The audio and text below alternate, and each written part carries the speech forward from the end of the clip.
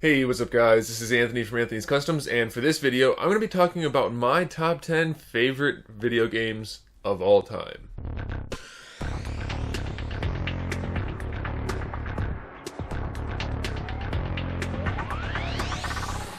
So to start this list off, I don't want to go right into the top 10 because there's been a lot of really good games. So the first thing I want to talk about are three games that are kind of like honorable mentions that just really didn't quite make the cut. The first one of those games is Grand Theft Auto Vice City. Now that is one of my favorite Grand Theft Auto games. In fact, it is my favorite. Sure, it's one of the older ones, but for me it really had the most appeal to it. It was one of the last of the wide open, you don't really have to worry about spending money on money, and it was just really more fun than these newer ones where they focus so much on trying to get people to buy stuff in the real world in order to get the in-game money. It was just, or cars or things like that. It just had some more of that fun factor that these new ones I feel like they're kind of lacking. So Grand Theft Auto Vice City, honorable mention.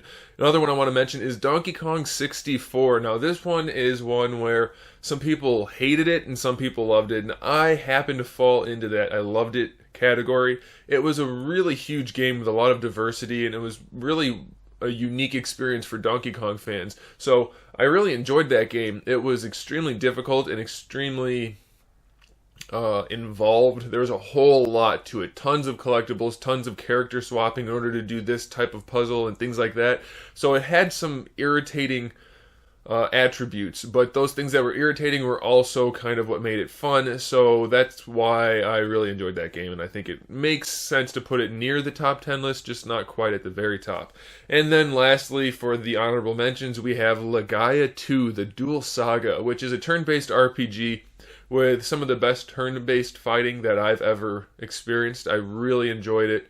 Good graphics at the time, cool concept at the time. If you like monsters and magic and superpowers and martial arts and swords and anything that you can think of that's fun, it's in that game. So I really enjoyed that. So that was a good one too. Okay, so number 10 on the top 10 list of my favorite games has to go to GoldenEye for the Nintendo 64. I spent so many hours playing that game. It was really the first effective first-person shooter on a console. It was such a good game, so much fun, and sure, it maybe hasn't aged as well as some other games have, but it's really like the pioneer game to do what it did. And even if it doesn't have the best mechanics and every feature may not work perfectly well, it had all kinds of unlockables, a really solid multiplayer experience, and then the campaign. Different difficulties, things you can do in the campaign, things you can find, just wide variety in what you're going to do. It was just a really solid experience for people that like first-person shooters, spycraft, any of that kind of stuff. It was a really good game to have, and I think nobody would really argue that it wasn't at least a really fun game. So it definitely fits in at the number 10 spot for me. The number 9 spot on my list goes to Star Fox 64. While it's mostly the same game as the Star Fox for the Super Nintendo, it was so much fun. And for me, it was the penultimate Star Fox experience. The new one looks like it might take that role, but as of right now, I still haven't played a Star Fox game that comes anywhere near the enjoyment that I got out of Star Fox 64. The missions were fun. The fact that you could either get an accomplished or a complete rating if you actually finished the level, that was a lot of fun, having to choose which way to go in order to make it to this place or that place, and then there were secrets and collectible type stuff. It was just so much fun, and I don't normally enjoy the rail shooter type of things. They did a really good job with this, and then opening it up to the more full-on 3D, you're open to do whatever you want type of shooter in some areas. It really worked well, and I loved the story and the concept, and it just one of my favorite games of all time, obviously, since it's on the list. So that's number 9. Number 8, another Nintendo 64 title. This was a console that had a lot of great games, and one of those games was Super Mario 64. This game was another game that was particularly large for the time. We didn't have a whole lot of these games where you could just go anywhere and do whatever you want. And this game really provided a ton of variety, especially for Mario fans. I mean, sure, we had like Mario 3, which was completely different than Mario 1 and things like that. But this was a true-to-heart classic Mario experience, but with all of this variety mixed in, and it felt like such a solid whole game. I didn't feel like it needed anything. I didn't feel like it left anything out. I didn't feel like it added too much stuff. It felt right. It felt good, and I really enjoyed that game. The variety and just even the combat, the punching, the jumping, the kicking, the sliding, everything you could do really added to the Mario experience without making it feel like something else. And then the concept of having the paintings throughout the castle and the way Bowser was involved and just everything about it was a really good idea. I think they went in a great direction, and I loved that game. Spent countless hours playing that game. Coming in at number 7 is a game you've either heard about and forgotten about, or a game that you absolutely loved. It's Jet Set Radio Future. Now, this is a game that I thought I would absolutely hate. I'm about as far from a skater as you can get, and I'm not the type of person who would be fond of graffiti. However, this game, something about it just kept, I haven't played it in years, but kept pulling me back in. The story for the campaign, while it's not the most original story, it's enough to drive the action and the fun of the play style, and it worked out really, really well. Having all of the grinding and the railing, I don't think railing's a thing, grinding on rails, let's put it that way, and then being able to do the jumps and connecting all the stuff and navigating the entire world basically by doing these things, and then having the hidden paths to find unlockables, being able to switch characters. Just so much fun, and the soundtrack on that game is fantastic. Sure, some of the songs can get a little bit annoying, but most of them are really enjoyable to listen to, especially in the context of the game. So that open world style gameplay with a really different style of gameplay. It's not just a standard run around and shoot things. Very unique. You use the graffiti to either mark the walls, obviously, or to do combat, which was also a nice change of pace for the rest of the gameplay. So it was a whole lot of fun. And then on top of that, it had a really strong multiplayer. Maybe not by today's standards, but at the time, it was a ton of fun. You could play co-op, you could play head-to-head, whatever you want to do. They nailed it. I love that game. And I think if you guys have the opportunity, you should probably try it out, because it's one of those games where you don't really hear about it too much. But I thought it was a really, really great game. Coming in at number 6 is a title, or more like a franchise, that I'm pretty sure most of you have heard about. It's the Batman Arkham series. It's a very, very solid franchise, starting with the original one, Arkham Asylum, which was a little bit more linear, a little bit more sleuthy than actiony, but still had the combat. Not my favorite title in the franchise. Good game, though, obviously. For me, the best game all around was Arkham City, which was a very large, open world, much more combat-oriented game compared to the first one. And then we have Origins, which is about the same, a little bit bigger, and then we have the newest one, which is Arkham Knight, which is about the same but a little bit bigger. But they just went in weird story directions for both of those games, and they had some hiccups here and there. So I think Arkham City is probably the best, so let's count that as this placeholder, even though it's the whole franchise technically. Arkham City is just a really solid game. If you like the puzzle stuff, it's in there. If you like the combat, it's in there. Batman story, it's in there. Nice graphics for the time too. It's just all around a really solid game. Never really got into the multiplayer. I didn't particularly enjoy it, but a lot of people did. So for me, it's not even necessary for the multiplayer to be that good, because the rest of the game was. So definitely, if you're going to look into the Arkham games, but you don't necessarily want to play all of them, check out Arkham City. I think you'll enjoy it. And then if not, check out the newest one. Even though the story is not as good, gameplay is top notch. So definitely check out the Arkham series one way or another.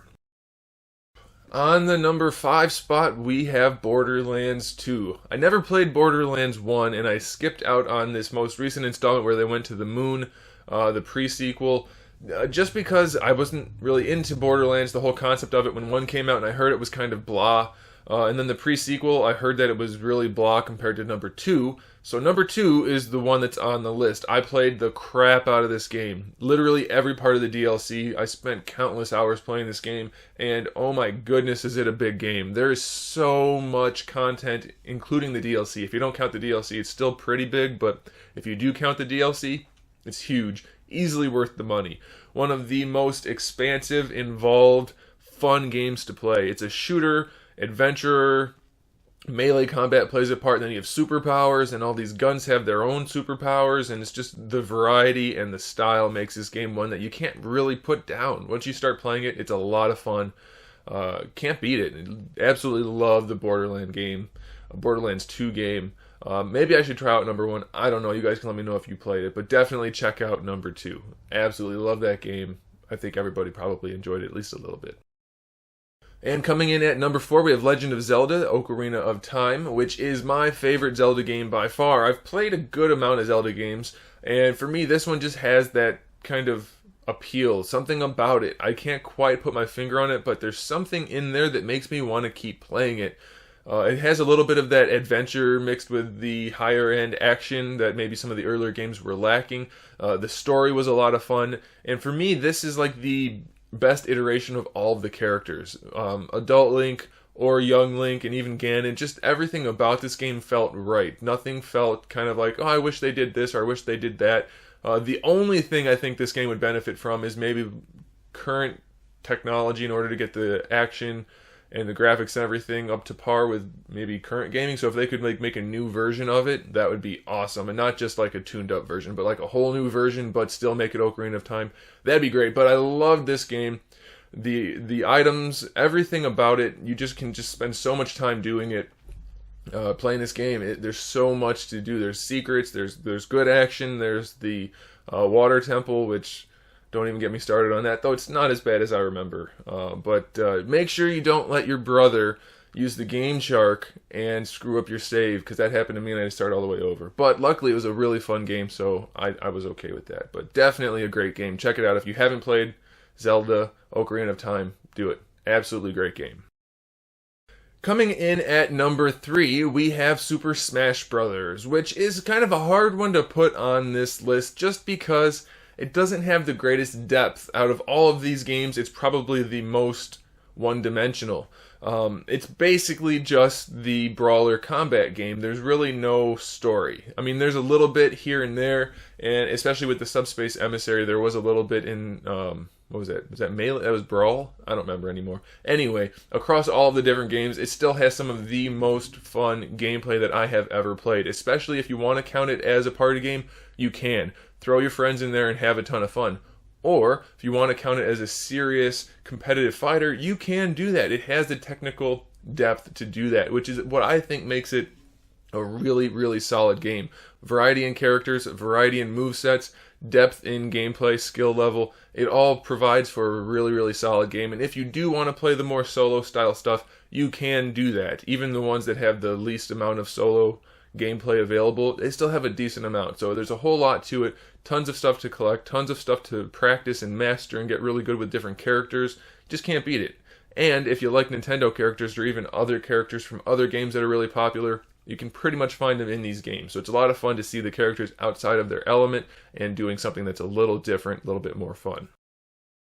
Coming in at number 2 is possibly supposed to be number 1, but I had to put it down one spot just because of what number 1 is, and I think it's technically better. But number 2 is Super Mario RPG Legend of the 7 Stars, which is what I think, at least from my experience, the best RPG I've ever played.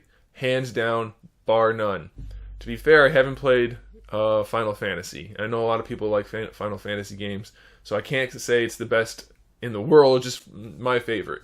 Best I've played.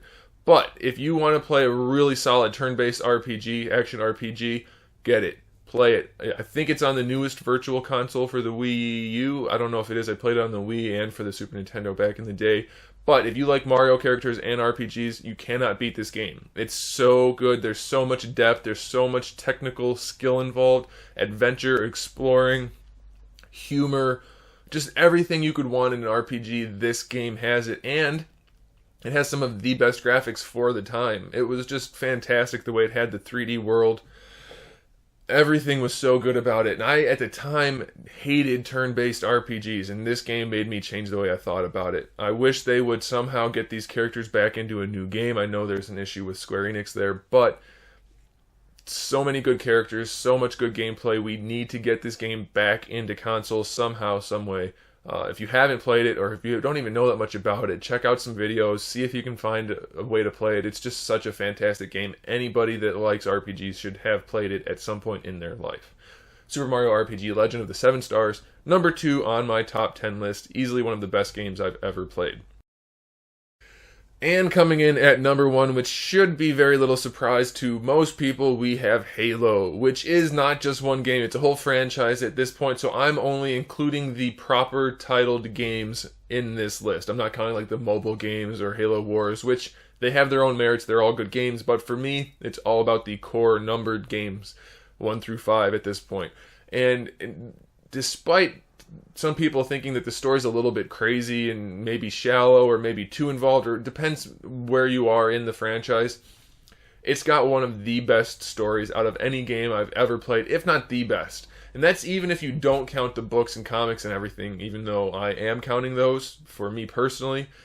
Just in the games, the story's fantastic. If you're actually paying attention to it and looking and reading and doing everything you're supposed to do in the game, the story's fantastic.